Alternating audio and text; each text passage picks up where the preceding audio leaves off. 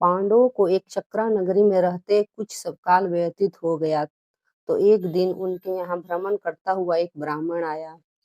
पांडवों ने उनका यथोचित सत्कार करके पूछा, देव, आपका आगमन कहाँ से हो रहा है? ब्राह्मण ने उत्तर दिया, मैं महाराज द्रुपद की नगरी पांचाल से आ रहा हूँ। वहां पर द्रुपद की कन्या द्रौपदी के स्वयंवर के लिए अनेक देशों के राजा महाराजा पधारे हुए हैं। पांडवों ने प्रश्न किया, हे ब्राह्मणोत्तम, द्रौपदी में क्या क्या गुण तथा विशेषताएं हैं?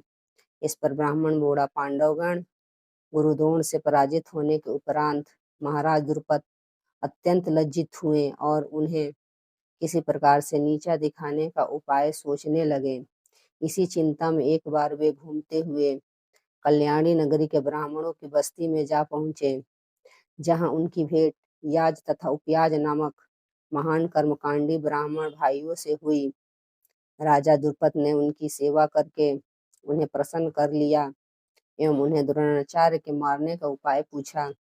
उनके पूछने पर बड़े भाई याज ने कहा, इसके लिए आप एक विशाल यज्ञ का आयोजन करके अग्निदेव को प्रसन्न कीजिए, जिससे कि वे महान बलशाली पुत्र का वरदान दे देंगे। महाराज ने याज और उपयाज से उनके कहे अनुसार यज्ञ करवाया।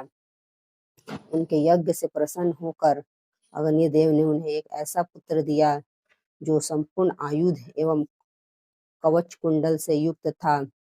उसके पश्चात उस यज्ञ कुंड से एक कन्या उत्पन्न हुई, जिसके नेत्र खिले हुए कमल के समान देदीप्यमान थे, भौवें चंद्रमा के समान वक्र की थी तथा उसका वर्ण श्यामल था। उसके उत्पन्न होते ही एक आकाशवाणी हुई, इस बालिका का जन्म क्षत्रियों के संहार और कौरवों के विनाश हेतु हुआ है। बालक का नाम धृष्टद्युम्न एवं बालिका का नाम कृष्णा रखा गया। द्रुपद ने धृष्टद्युम्न को शिक्षा देने के लिए द्रोणाचार्य के पास भेज दिया और द्रोणाचार्य अपनी समस्त शत्रुता को त्याग कर उस बालक को विद्या प्रदान करने लगे। बालिका अब युवा होकर अत्यंत लावण्यमयी हो गई है और उसी का स्वयंवर होने वाला है। जय श्री कृष्ण।